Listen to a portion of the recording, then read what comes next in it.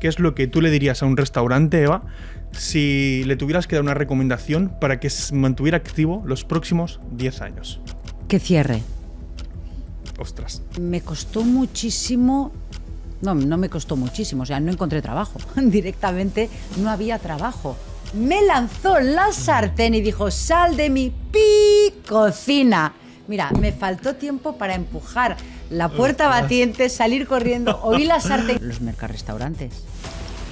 Mercadona está haciendo una comida muy rica, por ejemplo. Y hay mesas y todo, ahí puedes comer en el mismo Mercadona. Fantástico. Entonces, ahí viene otra clave para hosteleros, que es, estoy 2 noches aquí con ustedes. ¿A qué nombre? Eva Ballarín, la hice por Booking. Ah, por Booking. A ver, un momento que busco. ¿Me he sentido como en casa? Por nada. ¿Qué tal, familia? Bienvenidos al podcast GastroLam. Yo soy Manel, creador de este podcast, y estamos hoy de la mano de Estudio 44, que nos van a ayudar a grabar y producirlo. Este podcast es un podcast centrado en gastronomía, en hostelería, en marketing y sobre todo en transmitir experiencias y aportaros el máximo valor. Y para empezar este podcast me gustaría comentaros una cosita, y es que ¿a cuántas personas conocéis que lleven 35 años en el sector de la hostelería aportando el máximo valor? Hoy tenemos una invitada súper especial, Eva Ballarín, speaker, profesional en hostelería, turismo, increíble profesional en toda su trayectoria y con más de 50.000 seguidores en sus redes sociales. Encantado, Eva. ¿Qué tal? ¿Cómo estamos? Hola, Manel. Muy bien. Contenta de estar aquí con vosotros. Qué bueno, qué bueno.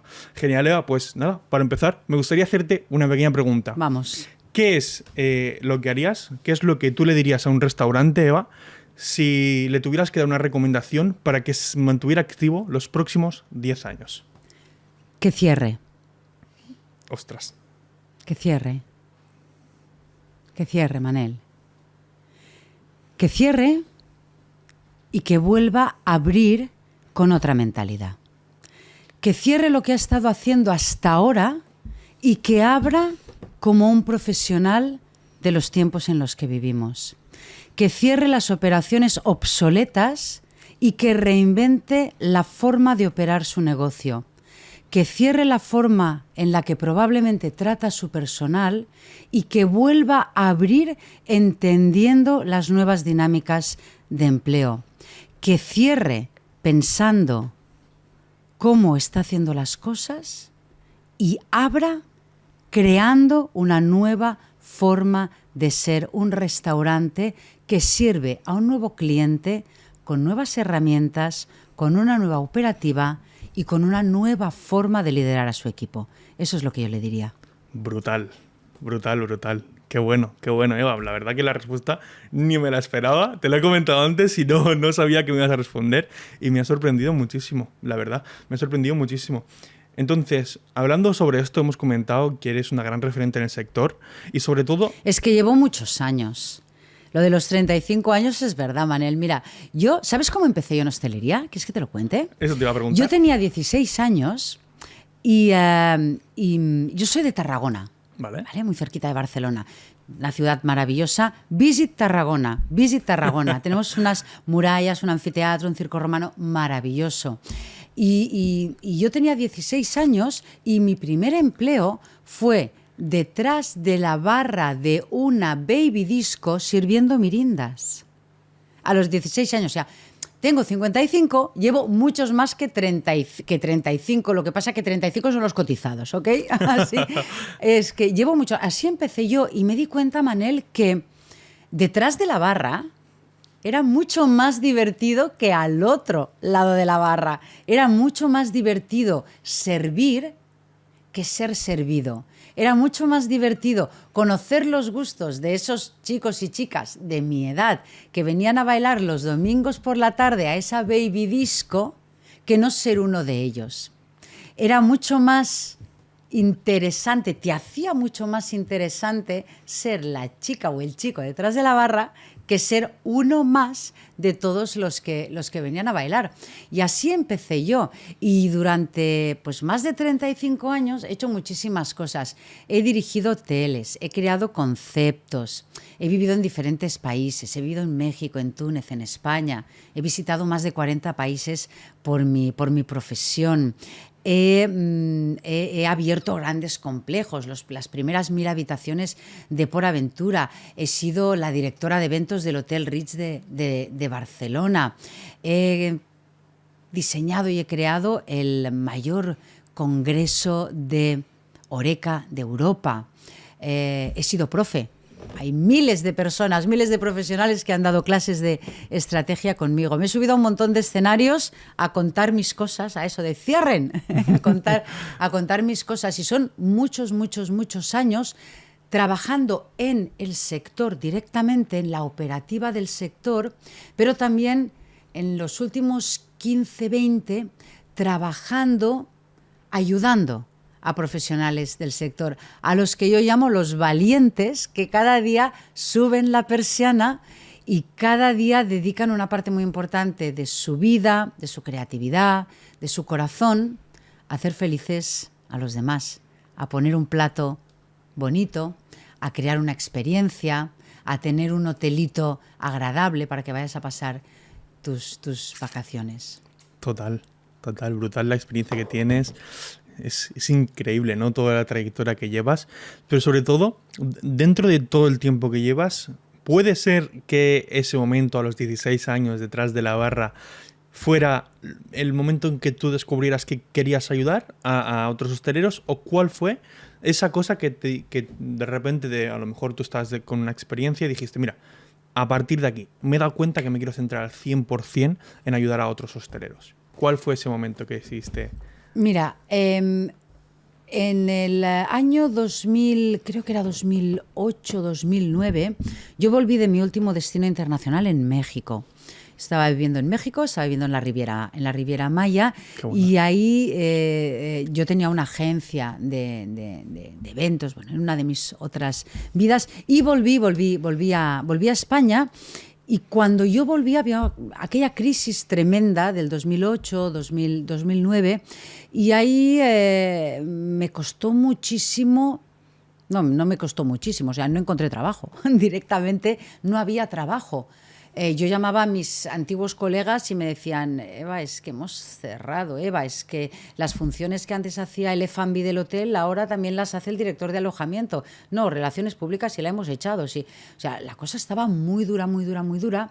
Y ahí empecé yo a pensar qué puedo hacer. Monté una app que fue el peor fracaso de mi vida. Aprendí muchísimo, perdí mucho dinero, pero me valió más que 1000 másters juntos. Este gran desastre de mi carrera profesional.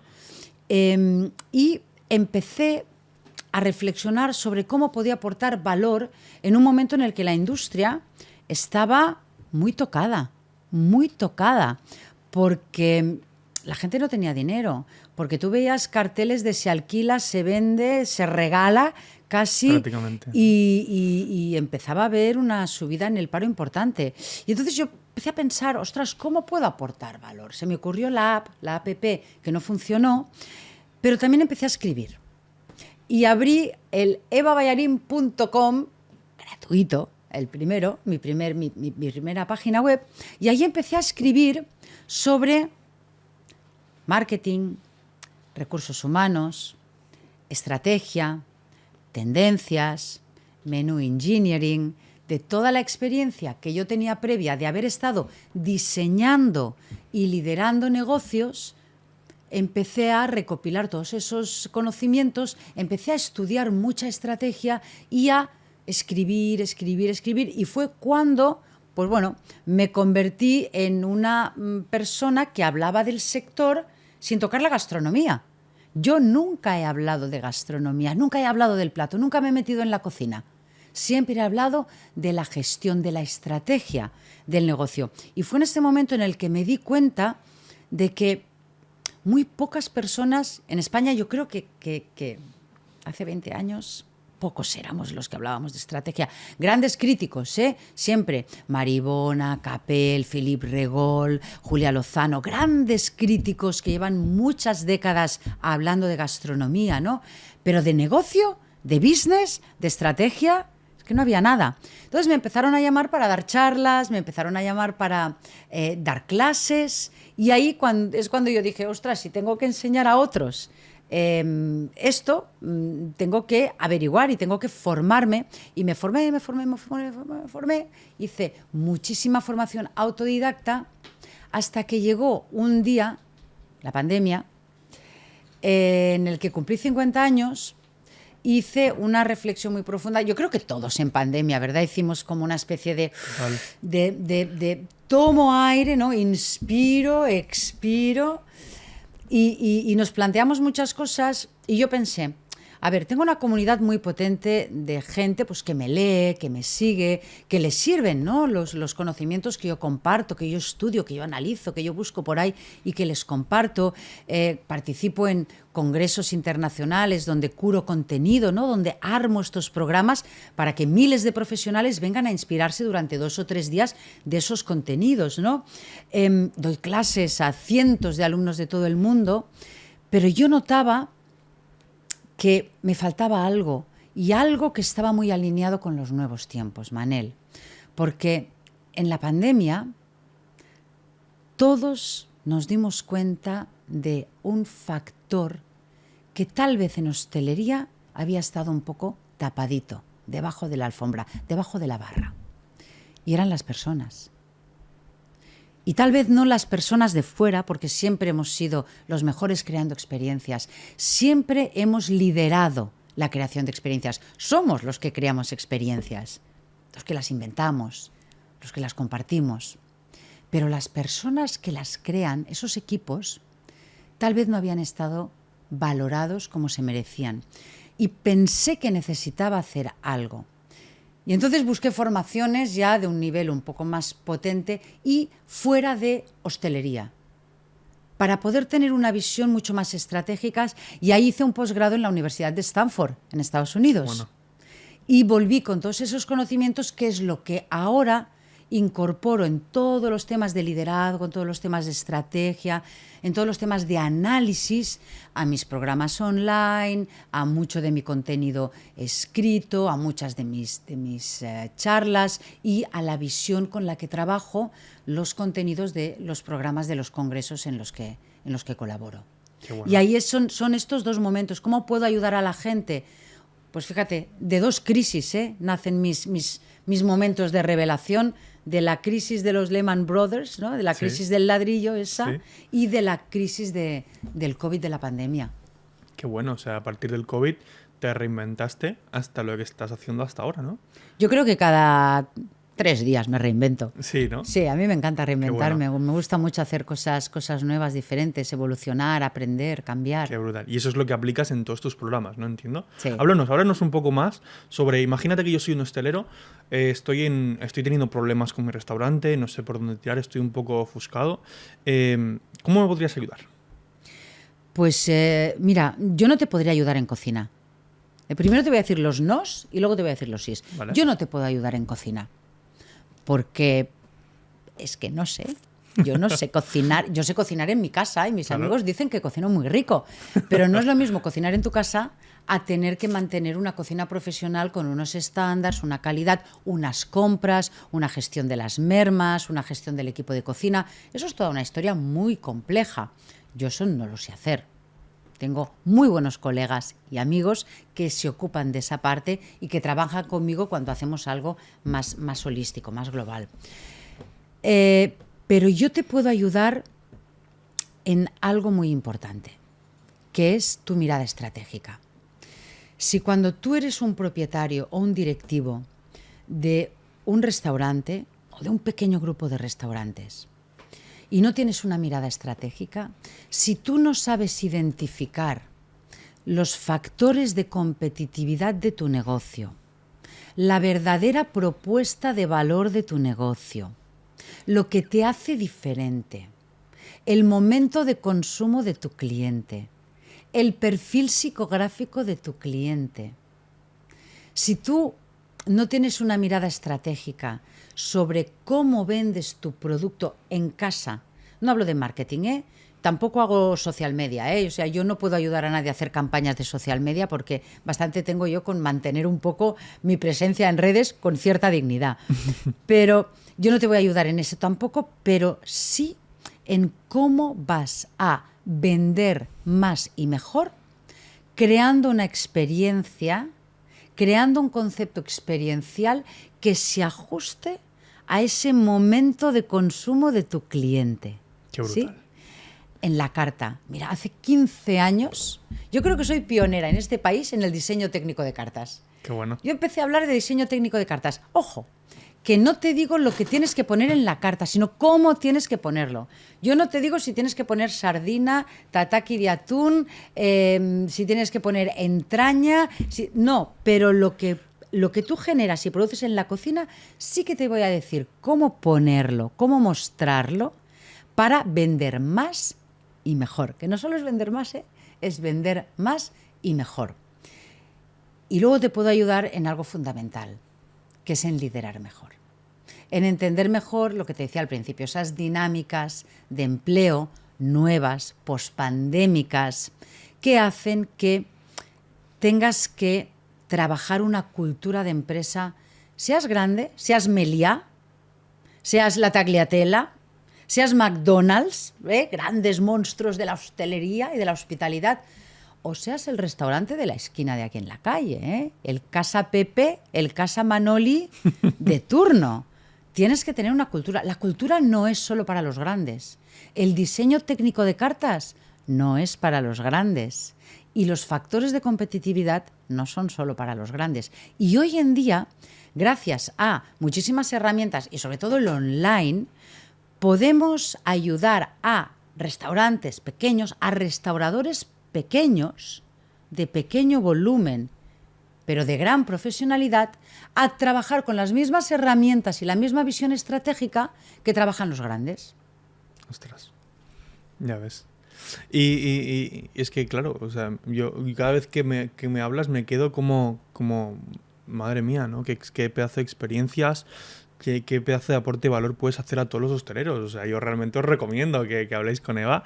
Pero al final, hablando de toda tu trayectoria, quiero que me digas, tendrás 2.000 anécdotas, tendrás 5.000 anécdotas, pero yo quiero que me comentes una que te marcó, ya sea los inicios, quizá, si quieres decirme dos, puedes decirme dos, pero una anécdota que digas, esta me ha marcado muchísimo en toda mi trayectoria como profesional. Mira, te voy a contar un par.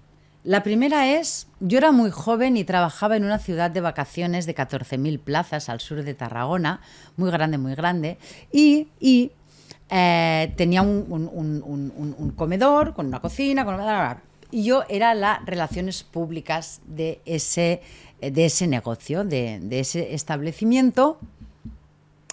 Y en la cena de apertura que teníamos en la sala, unas 250 personas, en la cena de apertura, yo era muy jovencita, te estoy hablando que era muy jovencita, en esa apertura no se me ocurrió otra cosa que entrar en la cocina con mi uniforme monísima, mis tacones, monísima, mi moño, monísima, entrar en la cocina, ver un lío ahí tremendo. Te estoy hablando de las cocinas de los principios de los 90.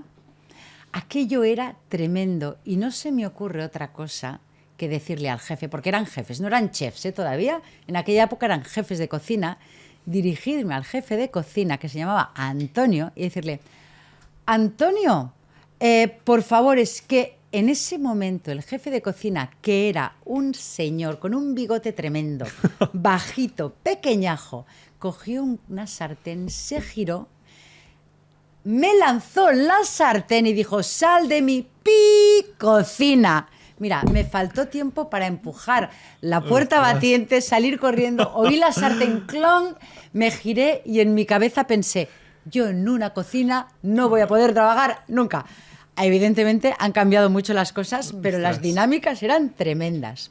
Y luego hay otra anécdota, esta es una anécdota que me encauzó, me encauzó a la sala y a la gestión. Yo dije, no, yo me quedo fuera. Voy a quedar fuera, que eso de ahí bulle. Eso de ahí hierve mucho. Y otro es muy bonito. Yo era directora de eventos del Ritz de Barcelona y hacía muchas bodas. No hay nada que me guste más que organizar una boda. Me encanta organizar una boda. Mira que me dedico al MICE, Meeting, Incentives, Congresses and Exhibitions, que es la parte de eventos profesional, pero he organizado muchos eventos privados y las bodas me encantan. Yo organizaba muchas bodas, pero no sé si era la tercera o la cuarta boda que organicé. Cuando terminó, una boda de estas de 300, en el Hotel Ritz, te estoy hablando de esos cortinajes, esas alfombras, esos camareros impecables, esos menús, ¿no? Una cosa maravillosa, ¿no? Y cuando terminó la boda, al día siguiente, recibí un ramo de flores. Y, uy, mira, se me fue la piel de gallina. Recibí un ramo de flores y cuando cogí la tarjeta y la abrí y la leí, era un ramo de flores del padre de la novia que me decía, gracias por haber hecho del domingo el día más feliz de la vida de mi hija. Ostras, mira, yo también, ¿eh? Y ahí me di cuenta más de lo bonita que es esta profesión, de el privilegio de poder crear una experiencia, de poder servir un plato, unos guisantes, una ensalada, una barbacoa y hacer feliz a alguien, ¿no? Somos unos privilegiados. Somos, yo creo que magos. Qué bueno. En ciertos momentos de la felicidad de los otros. Que hacen, al final somos magos que jugamos haciendo magia con las experiencias que ven las personas dentro de los locales, ¿no? Sí. Entonces, hablando ya de temas de experiencia, porque al final consideras que una experiencia, por ejemplo, ¿tú consideras que vivir una buena experiencia dentro de un restaurante tiene más peso que comer un buen producto? Es que es un todo. Digamos que tienes que coger una cosa o la otra. ¿Qué es lo que prevalece más para ti? Depende del momento de consumo. Ajá. Háblame de eso. Venga. Mira, cuando a los clientes, históricamente, siempre los hemos clasificado, eso, el avatar. Haz el avatar de tu cliente. Mi cliente tiene entre 35 y 50 años, nivel adquisitivo medio, estudios universitarios, familia con 3 hijos. Ese es tu cliente, perfecto. Yo voy un poco más. Ahí te voy a desvelar una de las claves de mis formaciones y que esto realmente, te lo cuento, pero esto le abre mucho los ojos a la gente, y te lo voy a contar desde mí misma. Yo soy Eva Ballarín y yo tengo un perfil psicográfico, demográfico, ¿no? Un perfil como cliente. Tengo 55 años, tengo estudios superiores, tengo un poder adquisitivo tal, tengo tantos hijos, estoy casada, vivo aquí y me gusta mucho pues la carne y el color blanco y ir de vacaciones a sitios que tengan playa. Vale. Y dices, ¿esta es mi clienta?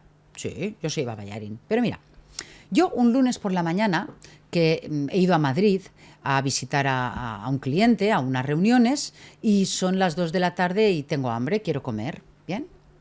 ¿Qué busco? Yo busco un restaurante que me dé un menú entre 15 y 18 euros, que lo pueda comer en media hora, 40 minutos, y que esté bien y que esté limpio. Bien. Y soy Eva, con ese perfil. Y Eva el viernes, que ya ha pasado toda la semana, y tengo ganas de salir a cenar con mi marido, así, un poquito romántico, yo quiero ir a comer un menú rico, quiero tomarme un buen vino, ¿no? He estado toda la semana ahí trabajando, quiero una buena botellita de vino y quiero tener un momento relajado. Y el domingo, que salgo con mis amigos y nos vamos a la calle Parlament, aquí en Barcelona, o por aquí, en el barrio donde estamos, ¿no? Que hay mucho vermut, ¿verdad? Vale. ¿Y qué quiero? Yo quiero estar de pie, quiero estar en un sitio que sea bullicioso, que haya mucha gente, que me tome un vermut, me tome una cañita, una buena gilda, unas bravas, ¿verdad? Uh-huh. Yo sigo siendo la misma persona. Pero Te he contado 3 momentos de consumo diferentes. Entonces, ¿tú qué crees, Manel, que en la primera situación, cuando yo estoy en Madrid y quiero comer un menú, ¿qué crees que es lo que valoro? No me lo digas. ¿Qué crees que es lo que valoro cuando yo voy a cenar con mi marido una cena romántica? Que quiero velitas, quiero un buen vino. ¿Y qué crees que valoro cuando salgo en pandilla con mis amigos? ¿Soy la misma persona? ¿Valoro cosas diferentes? También. ¿Verdad que en todas esas valoraciones hay un mix de comida, de experiencia, de rapidez, de atención, de intimidad, de decoración, de comodidad? Total. Eso es lo que tienes que dominar para tener éxito en tu restaurante. Lo que tienes que dominar es saber a qué viene tu cliente y diseñar una experiencia ad hoc para que tu cliente tenga lo que necesita, no lo que tú quieres. ¿Y consideras que esto puede ser uno de los errores que cometen el 90% de los hosteleros? ¿El no saber realmente el momento de consumo de las personas? El no querer saberlo, porque... El no querer saberlo. El no querer saberlo, porque la hostelería tiene una parte romántica muy bonita, ¿no? Y nos encontramos que muchísimos emprendedores son también cocineros. Y ellos quieren hacer su cocina. Y ellos quieren diseñar una experiencia que ellos creen que funcionará y que para ellos es muy bonita. Pero luego tú tienes tu restaurante, tienes tu negocio ubicado en un lugar determinado, con un cliente determinado, con unas necesidades determinadas. Y si tú estás en un polígono industrial, te voy a poner un caso extremo. Tú alquilas un local en un polígono industrial donde hay gente de fábrica de lunes a viernes. ¿Puedes dar cenas románticas los sábados? Me lo pensaría, ¿eh? Te lo he puesto muy extremo, para generar contraste, ¿verdad? Entonces, por mucho que tú quieras y a ti te guste y tú pienses que es maravilloso lo que estás haciendo, si estás en un polígono industrial, no vas a vender cenas románticas, no vas a vender ni una, ¿verdad? Entonces hay que entender qué es lo que yo quiero hacer, qué quiere mi cliente, dónde estoy, y con ese puzzle crear el producto y la propuesta de valor que puede ser exitosa en el mercado. Y eso luego también saber extrapolarlo a la hora de captar también comensales para tu local, ¿no? Ya no te digo a nivel digital, sino a nivel general, ¿no? Claro. Es que tú captas a tu... Es la base de la comunicación, ¿no? Tú captas a tu cliente cuando tú conoces a tu cliente, conoces lo que él quiere y le cuentas lo que quiere oír. Ostras. Claro, entonces le generas la necesidad de ya ir, ¿no? Claro. Qué Te bueno. posicionas en su cabeza. Tú que eres de marketing lo sabes. Qué bueno. ¿Verdad? Sí. Yo hablo muchas veces del fenómeno de la autoridad, ¿no? El por qué la gente cuando sale a tomar algo prefiere ir a otro restaurante, se le viene a la cabeza a otro restaurante antes que el nuestro. Entonces, el hecho de que nosotros, es lo que tú dices, ¿no? Sepamos hablarle directamente al momento de consumo de esa persona, hace que si realmente nos promocionamos bien, trabajamos bien el estilo de comunicación, pues podamos mantenernos en su cabeza y que tenga la necesidad de venir, ¿no? Exactamente. Qué bueno. Pero es conocimiento del cliente y luego tener la mirada estratégica de, con todo lo que te he dicho y 1000 cosas más, obviamente, crear ese puzzle, ¿vale? Bueno. Y eso es estrategia. Vale, brutal. Vaya piecita de valor nos has dado aquí, ¿eh? Venga, Qué bueno. me regalo. Claro. Entonces, después de esta pedazo de pieza de valor, Eva, después de 35 años, imagínate, cierras la persiana, no sabemos quién es Eva, ahora empiezas como Laura. ¿Cómo empezarías, Laura, desde cero? Empiezas desde cero hoy en hostelería. ¿Qué es lo que harías? ¿Cómo empezarías desde cero? ¿Abrirías un restaurante? Mira, a mí siempre me va a quedar la espinita de no haber tenido mi propio restaurante. Siempre. Siempre me va a doler en el alma y en el corazón no haber tenido un restaurante propio, no haber tenido la posibilidad de diseñar mis propias experiencias para mis clientes de construir una oferta gastronómica brutal y de ganar 3 estrellas Michelin. Siempre me va a quedar ese dolor en el alma y en el corazón. Pero como ya no podemos volver atrás, ¿verdad? Pensando, ¿qué me gustaría? Pues ahora si pudiera volver a abrir si pudiera tener la oportunidad de tener un negocio de hostelería, yo en principio me quedaría con el que tengo, ¿vale? El aportar valor a otros, el poder ayudar a gente a realizar sus sueños con estrategia, a bajarse del carro del romanticismo y subirse en el carro de la profesionalidad, a convertir negocios que tienen fallos y no terminan de rendir a nivel económico como al propietario le gustaría, para poderlos llevar a una competitividad y una rentabilidad mejor.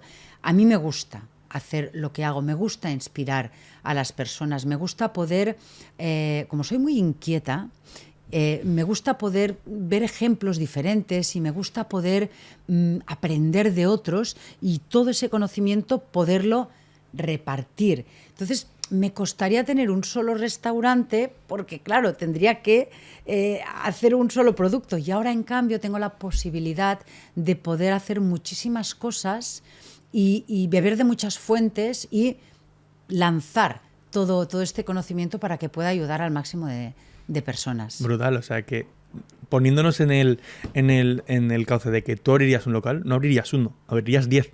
Sí, me encantaría, toda Barcelona, yo abriría, todo Madrid, todo Londres, todo París, todo. Qué brutal, sí. Qué brutal.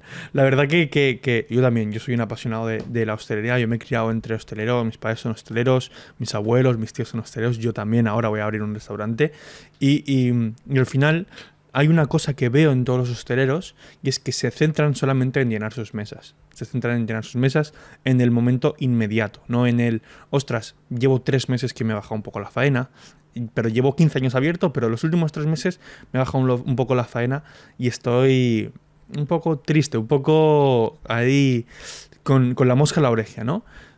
Pero claro, al final el foco de un hostelero no tiene que estar ahí, ¿no? Aquí me viene una pregunta y es, ¿cómo consideras que va a ser la evolución en la hostelería? Ya no, en España en general en los próximos 5 años.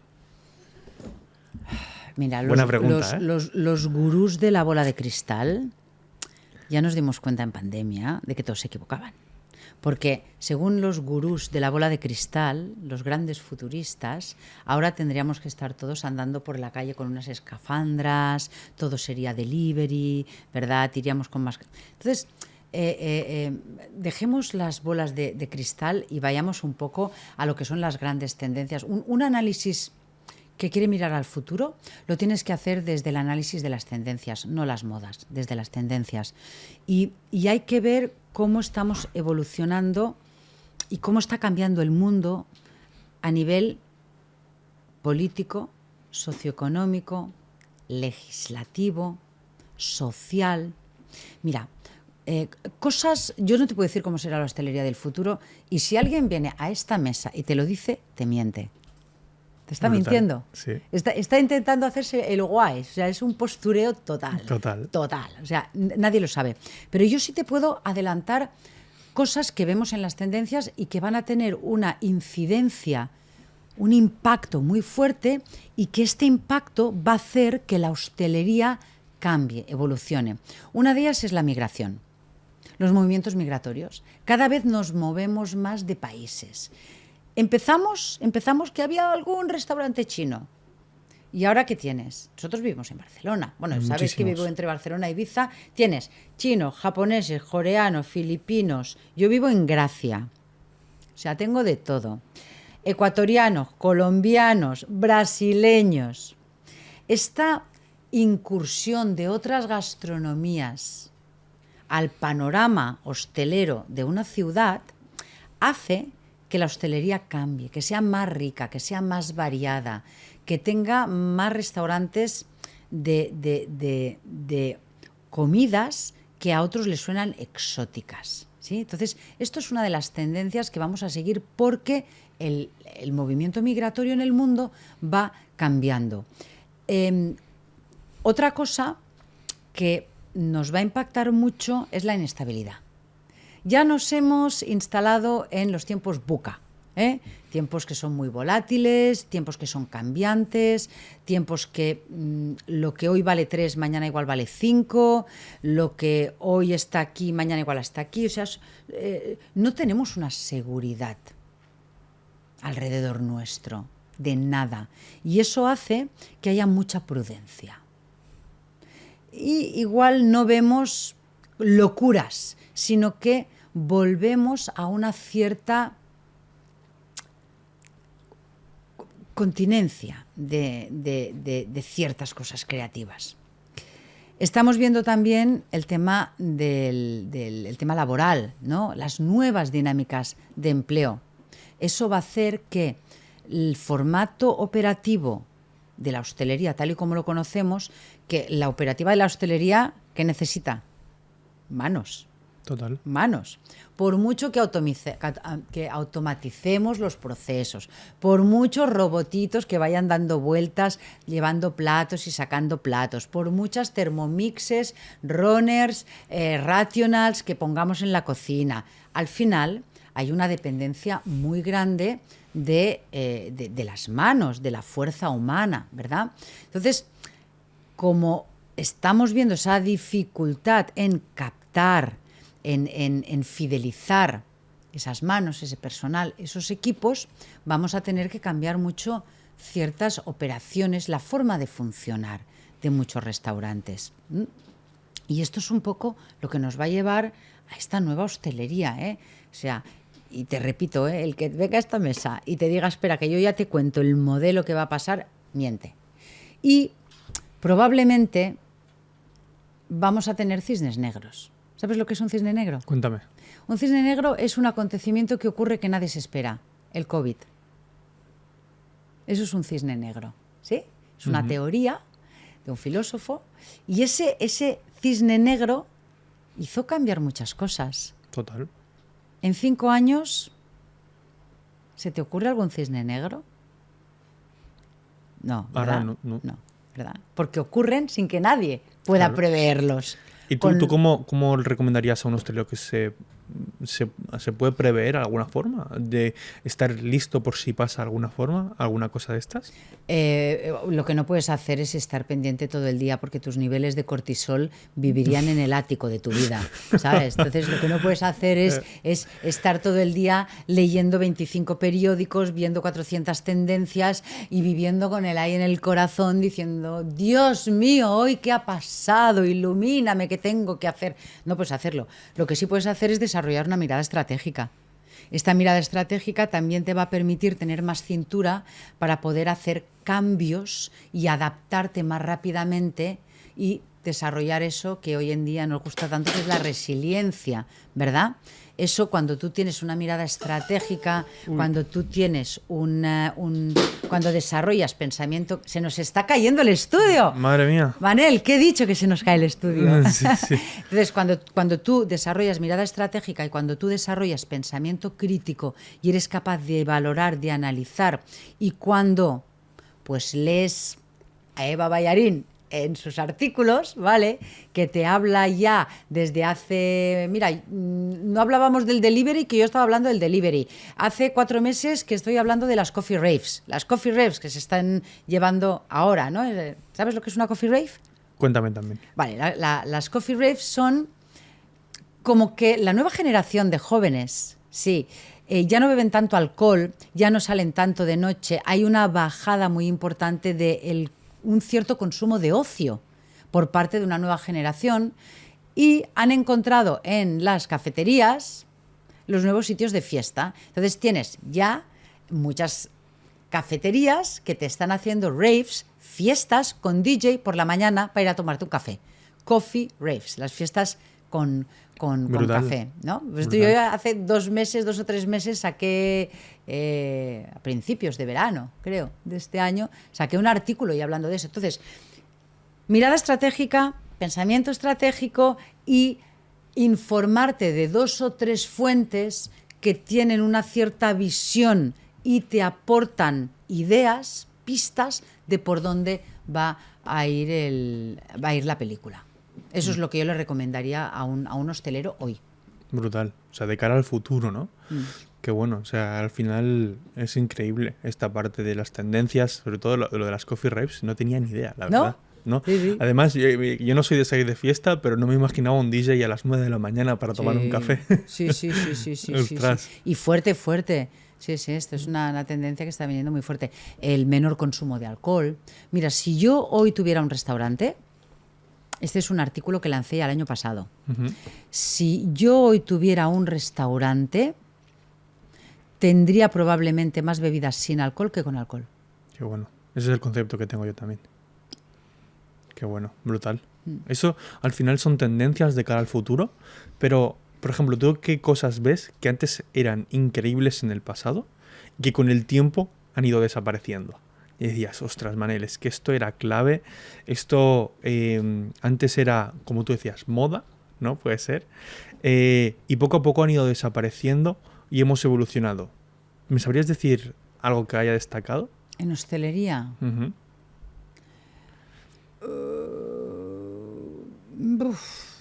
Ostras. ¿O qué cosas me has actuales pillado, ¿eh? o qué prácticas actuales quizá en los próximos meses puedan acabar desapareciendo? Por ejemplo, una es el tema de que cada vez se consume menos alcohol, ¿no? Cada vez se consume menos alcohol, el momento de consumo de los restaurantes, sobre todo si seguimos con economías tan inestables y tan frágiles, va a descender. Pero esto no lo digo yo, esto lo dicen las grandes consultoras, ¿eh? Esto te lo dice NPD, te lo dice Kantar, te lo dice KPMG, te lo dice Deloitte, todas estas grandotas que hacen, Vale. dedican muchísimos recursos a hacer estudios, te lo están diciendo, que estamos perdiendo lo que se llama cuota de estómago. Los mercarrestaurantes. Mercadona está haciendo una comida muy rica, por ejemplo. Y hay mesas y todo, ahí puedes comer en el mismo Mercadona. Fantástico. Entonces, ahí viene otra clave para hosteleros, que es, chicos y chicas, si estamos perdiendo una cuota de estómago con un tipo de negocio que está ofreciendo comida, nosotros tenemos que empezar a pensar muy diferente, porque la gente no solo va a venir por la comida. Tenemos que ser capaces de que la comida sea muy buena, muy tal, que no la puedas encontrar en una gran superficie, porque si la escalopa o los macarrones o las berenjenas asadas que ofrece una gran superficie es lo mismo que me está ofreciendo un restaurante, ¿dónde está la diferencia? Con lo cual, ¿cómo nos vamos a diferenciar y cómo vamos a crear una experiencia para que mi cliente tenga claro? No lo vamos a evitar, de que haya muchísima gente que se lance a comprar la barqueta con la comida del día, la meta en el micro, la recaliente y se la coma. Es la quinta gama del retail. No lo vamos a evitar. Lo que tenemos que hacer es no perder la cuota experiencial.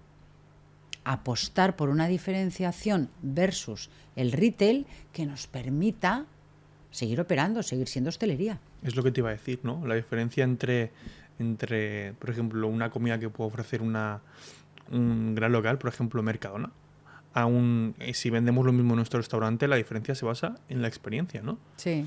Qué bueno.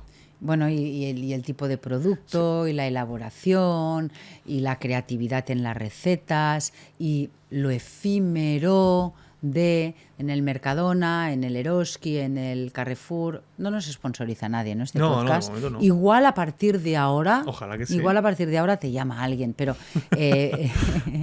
pero fíjate que lo que ellos hacen de momento es algo muy repetitivo, porque claro, son procesos, o sea, es una comida industrializada con procesos más o menos tienen que estar industrializados y no pueden cambiar cada día. O sea, yo hago escalopas, ya tengo un proceso para hacer escalopas muy buenas, me salen crujientes, se regeneran muy bien al microondas, pero es que en un restaurante tú puedes hacer mucho laboratorio, ¿no? Tú puedes ir creando cosas nuevas, puedes trabajar más una cocina de temporada, puedes ser mucho más experimental y ofrecerle a tu cliente cosas que el retail no va a poder hacerlo, porque hasta que el retail no ha hecho una receta probada, testada, que tenga una caducidad de 3 días para estar en el lineal y que guste más o menos a todo el mundo y que pueda venderse a un precio competitivo de lineal de supermercado, en el restaurante ya lo has hecho, porque se ha puesto una mañana el cocinero, se ha puesto ahí pim pam, me ha dicho, uy, mira el bacalao, lo junto, lo tamizo, mira lo que me ha quedado, esto lo voy a servir yo ya. ¿No? Y cambia mucho, el restaurante tiene mucha más posibilidad de ser creativo. Qué bueno, sí, totalmente. Entonces ahora, yo siempre, dejando todo esto aparte, que me ha parecido brutal lo que nos has comentado, quiero introducir una dinámica que creo que te va a molar mucho, que es lo que hemos comentado en anteriores podcasts. Vamos a trabajar lo que viene a ser, ahora ya hablando por la parte de redes sociales, ¿no? Lo que yo le llamo los tops. Tops, ¿no? Entonces quiero que me digas top 3 cosas que puedan definir un restaurante exitoso. Habrán 1000, pero quiero que me digas las 3. Sí, conocer el momento de consumo de su cliente, diseñar una experiencia alineada con el momento de consumo de su cliente y liderar al personal con herramientas de hoy. Qué bueno. Ahora vamos a lo contrario. Top 3 cosas que van a hundir un negocio. No escuchar a tu cliente. Mandar, no liderar. Y no profesionalizar tu negocio. Qué bueno. Y ahora solamente quiero que me digas 5 cosas, 5 aprendizajes que todo empresario centrado en hostelería debe tener muy claro para poder seguir adelante. 5 aprendizajes, 5. El primero es a entender que es un empresario y a entender que tiene que trabajar su negocio. Porque si no trabaja, si es ocio. Entonces hay que trabajar el negocio, no el ocio. Y tienes que convertir ese espacio que tienes donde hay gente trabajando en un negocio. Y para ello necesitas trabajar como un empresario, aunque tengas un barecito. Pero necesitas trabajar como un empresario. Eso sería la primera, que es un cambio de mentalidad, ¿vale? A empresario. No autónomo, a empresario, porque es complicado. El segundo aprendizaje, yo diría que es la gestión del talento. Recursos humanos, personal, equipos, empleados, como le queramos llamar. Es de lo más importante. Como le queramos llamar. Pero es muy importante porque somos una industria de personas que sirve a personas. Mira, yo desde hace muchos años tengo 2 héroes. Todo el mundo tiene héroes, ¿eh? Hay gente que es Superman, o la Mujer Araña, o yo qué sé, Billie Eilish, whatever, ¿ok? Todo el mundo tiene sus héroes. Yo tengo 2. Uno de ellos es Cesar Ritz, de la cadena de hoteles Ritz, y el segundo es Auguste Escoffier, el gran cocinero Auguste Escoffier, ¿vale?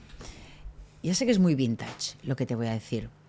Y de Cesar Ritz hay una frase atribuida a él, pero que no tengo claro si es de él o de una persona de su equipo, pero sí es algo muy de Ritz, que es una frase que dice: "We are ladies and gentlemen serving ladies and gentlemen". Somos damas y caballeros sirviendo a damas y caballeros. Brutal. Y ahí es donde tenemos que llevar el liderazgo. Brutal.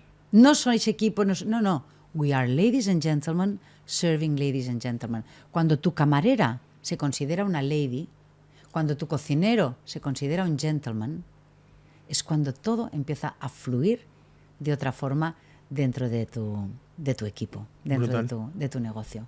Con lo cual, esto sería lo segundo.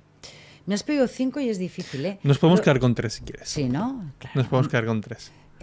Lo tercero, y lo he dicho varias veces durante el podcast, es la mirada estratégica.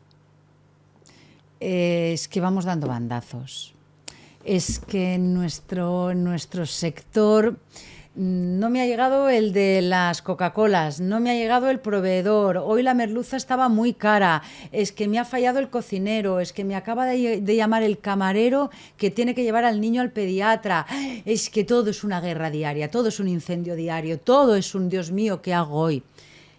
Ese incendio diario, esa rutina inestable, caótica, diaria, que es un negocio de hostelería, porque lo es, porque cada día es diferente, porque fíjate que hoy lo tenía todo preparado, hoy tengo a todo mi personal, están todos de buenas, María mira qué de buen humor que ha venido, qué guapetona que me ha venido, que ayer fue a la peluquería, el cocinero y estaba inspirado, he estado probando el bacalao y estaba impresionante, tengo la sala fantástica y cae el chaparrón del año y nos quedamos todos así.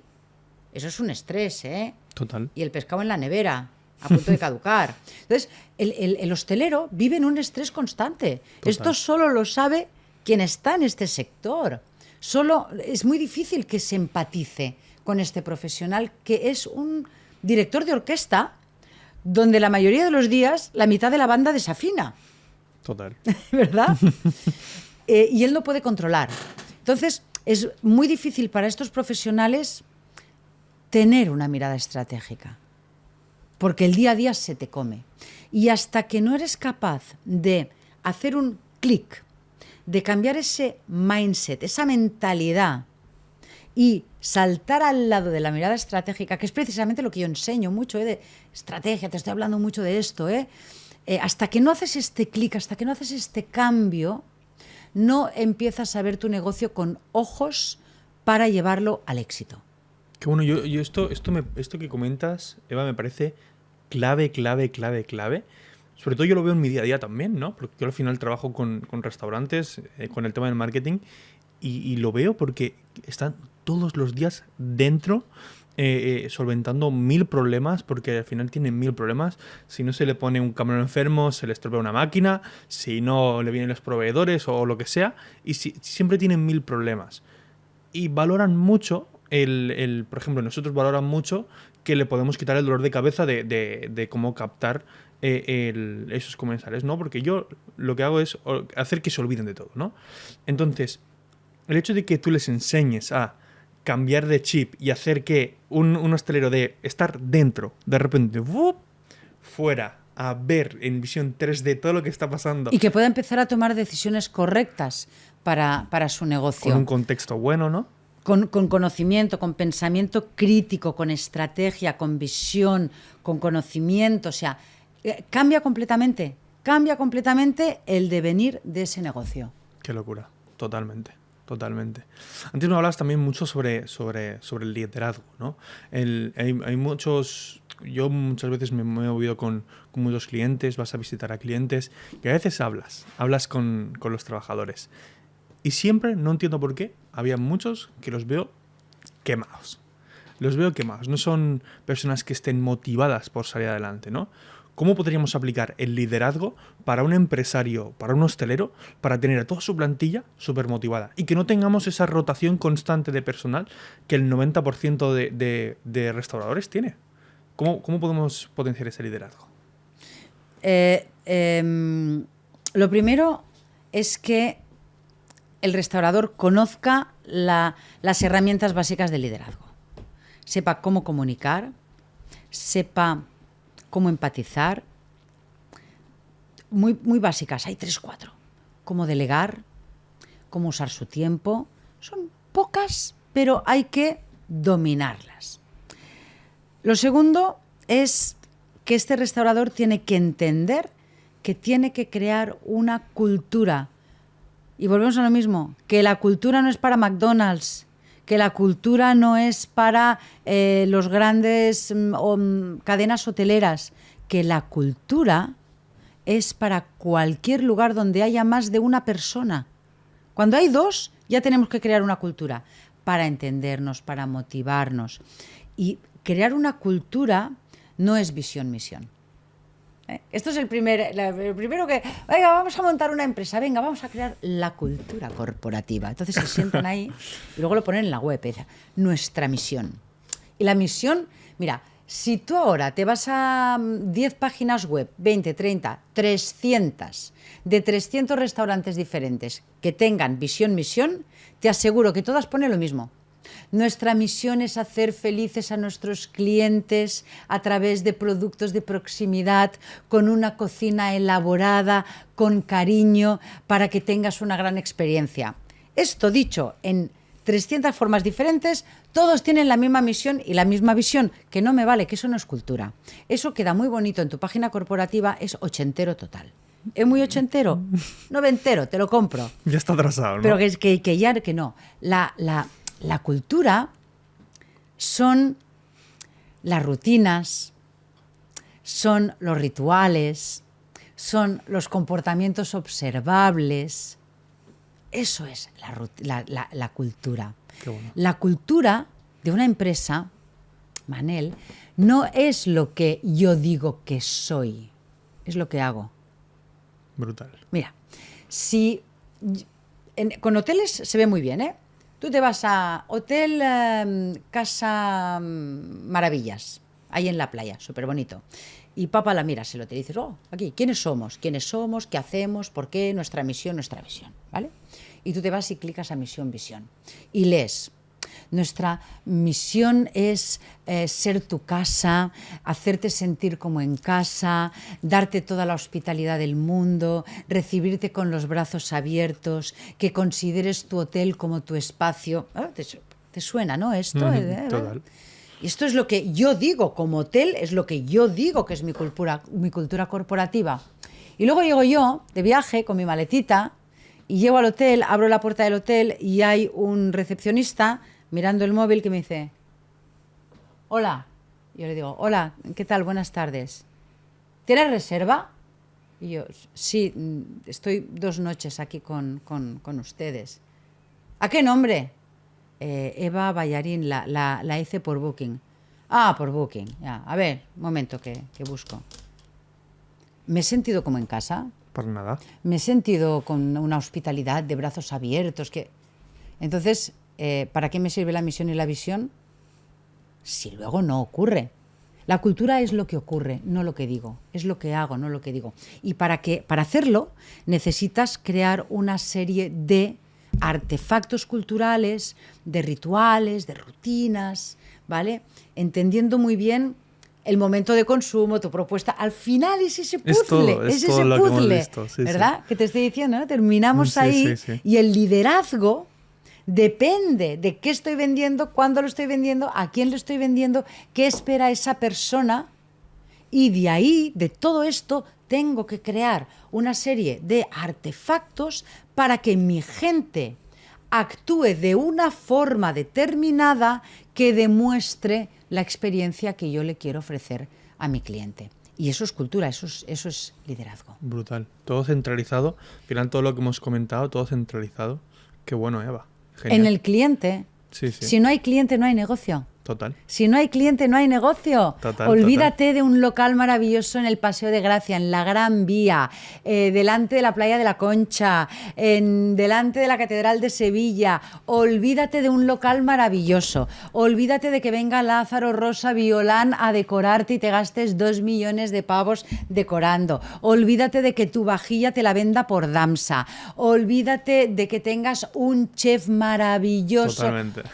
Olvídate de todo si no tienes lo principal. Total. ¿Verdad? Que es el cliente. Totalmente. Hablando de todo lo que hemos hablado, todo el aporte de valor que hemos dicho, y que al final yo creo que la gente que lo esté viendo se va a tener que ver 2, 3, 4 veces para acabar de tragar bien todo lo que hemos dicho. Para poder resumirlo, Eva, cuéntame, en base a toda tu experiencia, ¿cómo resumirías en una frase alguna clave, alguna enseñanza que tú quisieras transmitir a todo el mundo? Ya te la he dicho. Somos damas y caballeros sirviendo a damas y caballeros. Brutal, Eva. Y con esto, pues cerramos el podcast con esto. Ha sido un pedazo de placer, Eva. Me han encantado estas frases, el aporte de valor. Y espero que también los que estén viendo este podcast lo valoren también. Y nada, Eva, muchísimas gracias entonces por asistir. Gracias a ti, Manel. Muchísimas gracias también a todo el mundo por ver nuestro podcast. Cualquier cosita tenéis todas nuestras redes aquí debajo, también las de Eva, por favor. Todos los hosteleros también podéis contactarla, entrar en sus programas. Y nada, nos vemos en el próximo podcast.